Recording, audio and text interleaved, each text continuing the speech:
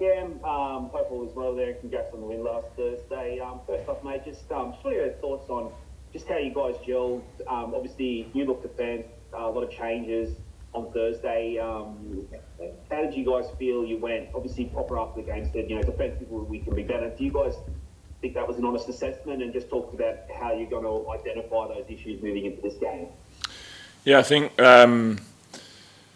probably just settling into the game and realising the conditions and in terms of the pitch and how they were playing and little triggers and stuff like that. We probably just took a little bit longer than we should have really to come to terms with that. I guess that's the biggest part of it. In terms of gelling together, don't really see it as an issue. I think everyone who's come into camp so far, we stick to pretty clear principles really.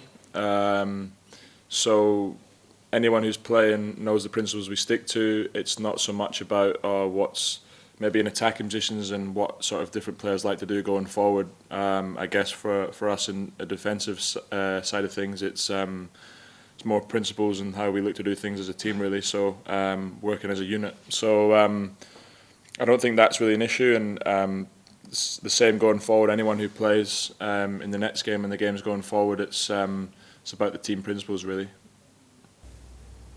And just coming back into this camp, obviously first one since Harry went down with that devastating Achilles injury. Do you yourself personally feel a bit more responsibility coming into this camp now at the back, or do you feel a bit more you've got to step up even more so now moving forward? I guess that's sort of just an extra bit of leadership role even now at the back, and a bit more commanding presence. Not really in terms of anything extra. I think I put that sort of leadership pressure on myself a little bit anyway. I've been doing that for a number of years. I think it comes with age and experience and things like that anyway. So I mean, nothing really changes from my point of view. I think I was doing that in terms of where I'd like to be anyway, in a leadership role, no matter what team I'm in, how many caps I've made and who I'm playing with. So nothing really changes from my front. Luke? Hey Cam, thanks for your time, mate. Has Harry been in touch at all? Do you keep in touch with him? Did he have anything to, have you spoken to him since the game on Thursday? I haven't had a chance to speak to him since the game on Thursday. Obviously been doing a lot of travel and things like that, but I know he watched the game. He's been in contact with a few of the staff members and stuff like that to make sure they get eyes on the game. Apart from that, I speak to H all the time. He's a good friend of mine. We speak about things all the time and regularly catch up. So nothing from the game on Thursday. In so much as just like a well done to the team, but nothing specific really. Always in contact and always grateful for his friendship. Obviously, there's a lot of managers that have played top level football. What's it like having a manager who knows your position so to an in-depth level?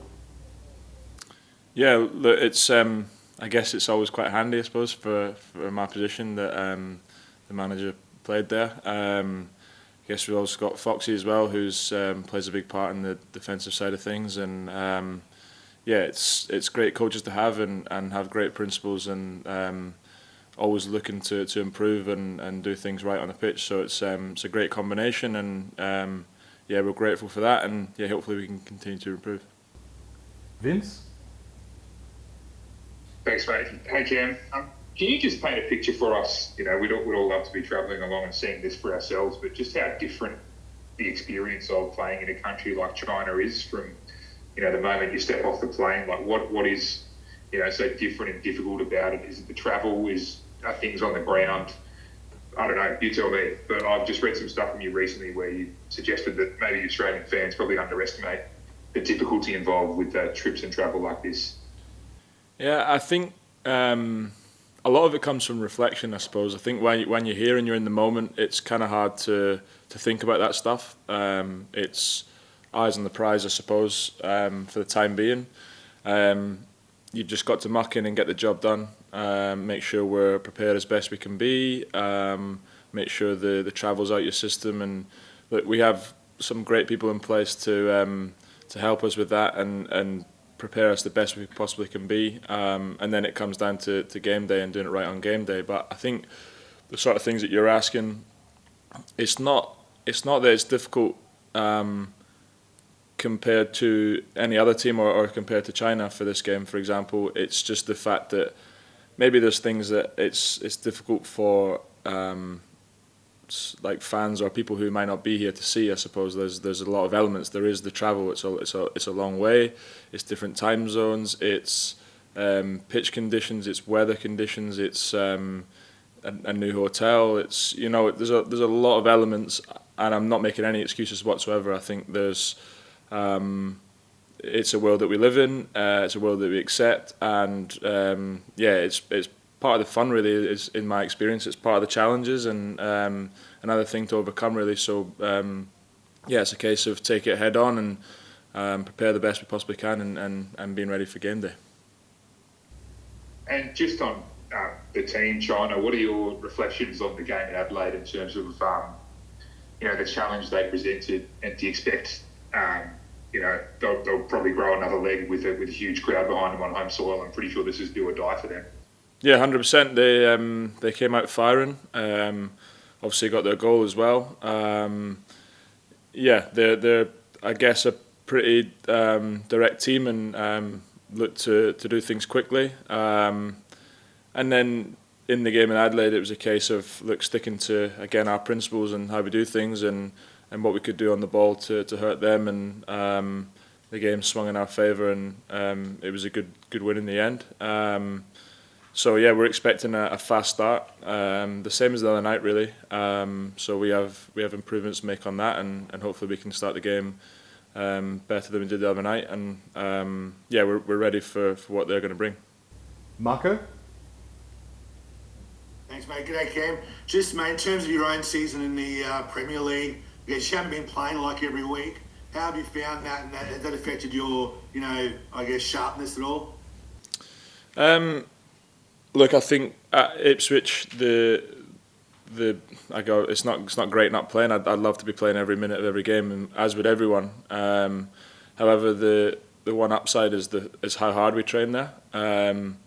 I've experienced that in the past where I've maybe not played for a number of games and been thrown in there to a big game and been fine, because we train to a high level and you're prepared to be ready to play when you get the chance. So as much as you'd like to be playing, and that probably brings a little bit more match sharpness sort of thing, as you're talking about, but it's in terms of fitness and being ready that the training I do day to day definitely helps with that. And you're talking about Harry before. I guess he was in a similar situation, last season where he wasn't playing for his club, at all almost, but then he come and play for the Socceroos. Do you take anything from the way he came into camp in that situation that you apply as well now? Yeah, I guess from that point of view, it's you get a real buzz because you're here to play games, right? And obviously, when you do get the chance to play, it's a great feeling. So coming into camp to try and play minutes and help the team is you get that adrenaline buzz, and really looking forward to hopefully doing that again in the next couple of days and again going forward. So when you come into camp, it's a different environment to what you've been sort of doing day to day. But you take the sort of training you've been doing when you're back at club and putting that into practice and being ready for game time. George? Yeah, hi Cam. Thanks for your time. I'm just wondering, with China's result to Saudi last week, how you expect them to come out and play. I guess that the initiative is on them because they really are. They have to win this game to keep their hopes of automatic qualification alive. I'd expect it to be no different, to be honest, than if they'd got a result the other day. They're going to come out fast, the same as they did at Adelaide. They're going to be coming out swinging, and they're playing at home in front of what looks to be a big crowd as well. So under no illusions, it's going to be a difficult task for us. But look, we need to stamp our authority in the game and do what we can do to hurt them as well. Thank you. Charlie, did you have a follow-up, George, or you happy? No, that's good. Everything's been asked. Beautiful. Charlie, over to you. Yeah, hey Cam. Obviously, international football is very different to club football. You know, you don't get to play with the same players every week. But I was just wondering, in terms of centre-back variations, I think you've probably played in 4 or so in this round of qualifiers. How easy or difficult is it for, you know, the 3 centre-backs to come in and adapt and get used to playing with each other? Or is it a case of if you understand the principles of the team and the structure and the game plan, everyone just kind of slots in fairly seamlessly? Yeah, I guess it's probably the second one, really. I think it's a case of that we have principles to stick to and what the boss and the coaches want us to do. So their principles and sort of things that we wholeheartedly believe in. From my experience, it's a lot of them are pretty much nailed on the exact same as what I do with Ipswich. So I guess it's a case of tweaking things based on the opposition rather than the players I'm playing with. What their strikers may or may not do, what their sort of tendencies are, what type of team we're playing against. All those sort of little things. It's more tweaking that things. That's the type of stuff we talk about on the training pitch with whoever may be playing. Not too much in terms of who I'm playing with or who the other lads are playing with. We all have our little sort of traits and attributes, and obviously trying to play into our hands for those things. But I think we know each other well enough by now that what those little things are and how we can sort of help each other and complement each other on the pitch, really. So it's more to do with the opposition and what they bring, rather than trying to get used to each other, because we, like I said, we stick to our principles as best we can, and also we know each other fairly well by now anyway. Awesome. And obviously every game we play is the most important as we get closer to the end of the group, but now we're a point clear. I think we're 7 goals clear of Saudi. Like, how big does tomorrow night feel in terms of, you know, a win? Could a win potentially get one foot in the door of qualification with two games to go, do you think? Or is it a case of just see how the window shapes up at the end and keep taking it one game at a time? A little bit of both, really. We don't want to go away from what we're trying to improve on, what we're trying to be better at, and the process and the sort of improvements we're making as a team. But equally, every game is just as important. It doesn't matter who we're playing against, at what stage, at any point. We are where we are, and this game was not even, in my mind, not even thought about until we'd finished the last game. And the last game was the most important game I'd ever played in, sort of thing. So going back to your point, it is a little bit one game at a time, but they are so important, and we're treating it as such. So yeah, there's times to be relaxed and calm and clear in what we're doing in the moment and on the pitch, but at the same time recognising the importance of the game itself. Thanks, guys. Any more, team? If you want to chuck your hands up, I'll yeah, Luke, away you go. Okay, you just mentioned before about the starts. We know obviously Indonesia came out really gunning for you in the first 15 minutes, and that China, you expect to do the same. I think it was the same in Indonesia. They had 2 shots in the first 20 seconds. Do you guys, and Boyley mentioned yesterday that there's a sports psychologist in camp. Do you guys do anything at work with sports psychology-wise around that sort of opening period and getting that right, or is it not sort of a sphere that you go into there with a sports psychologist? I guess from that point of view, I think everyone has their own processes and what they need to do to get ready for a game. That's probably where that part comes in, and that's individual, right? I think when it comes to a fast start, it comes from prep and warm up and doing all those individual things you need to do to get ready for the game. I thought personally, and the coaches would back this up, that it was a really good warm-up the other night, and we did everything perfectly to how we'd want to do it. But at the same time, we're playing a game of football, right? So nothing always goes exactly where you want it. All you can do is prepare the best you can, and when you're faced with those moments when a team comes out fast and firing like that, you you have to weather the storm, and thankfully we managed to do that really. But yeah, I mean it's lessons to learn and how we can control that better next time. Vince? Yeah, Cam, how different is the central role in the back three to playing on the left or right? Is there more of a responsibility in anything, or is it literally, you're standing in a different place to otherwise you would be?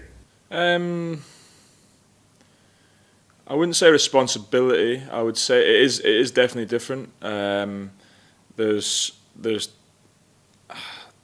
I don't really know how to describe it. Maybe like different techniques in terms of how you have to do things, and it's just a slightly different approach to certain sort of circumstances. But in terms of the overall idea of it, nothing's too different.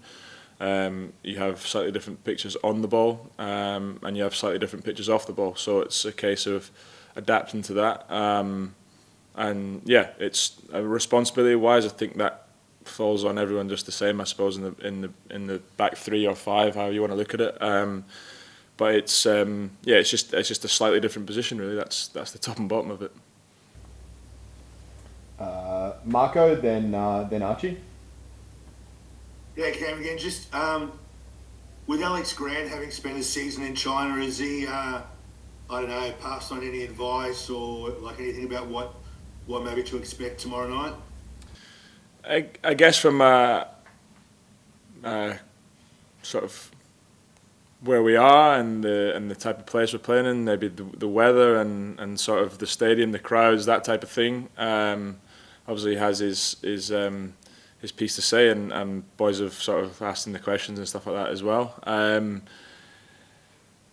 I guess from a player point of view, we're looking into that and sort of covering different players and who may or may not play and obviously he's sort of comfortable enough and experienced enough to sort of pitch in with his ideas and who we're playing against and what they may or may not try to do. So we've got plenty of time to prepare for that, and he's definitely been invaluable to the group so far, and again, it will play a big part for the game tomorrow night. Adrian?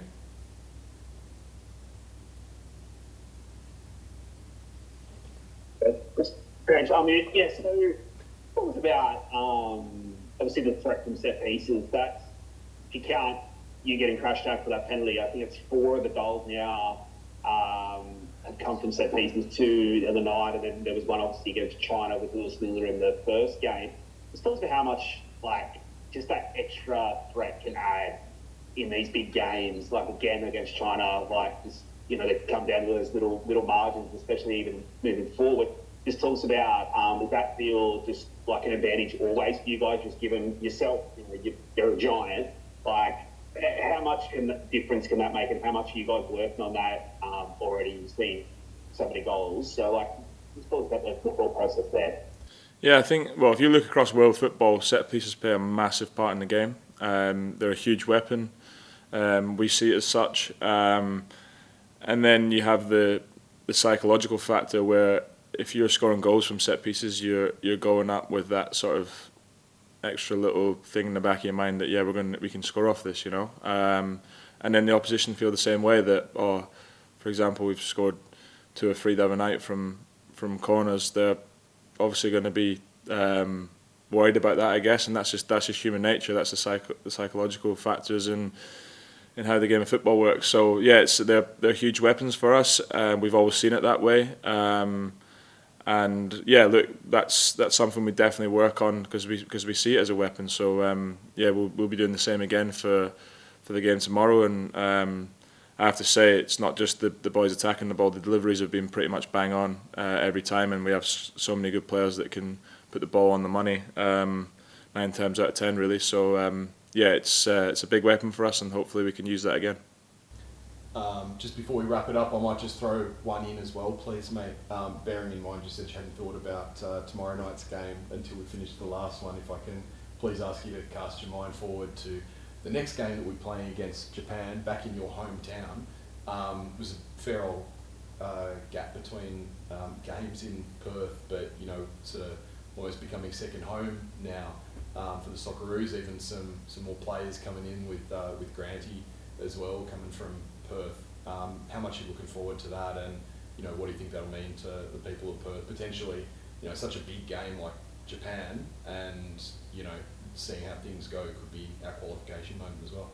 Yeah, if I'm speaking personally, to be involved in the Perth game again would be amazing, and again another really proud moment. The last one was such a great occasion, and I think the fans set out the numbers, and it was a great night and great result for us as well. So everything went to plan, and yeah, to hopefully do that again in June would be it'd be huge, and it's great for the other boys who come from Perth, and even the boys who don't. It's a great place to be, and a place me and some of the lads call home, and yeah, hopefully we can get another positive result there.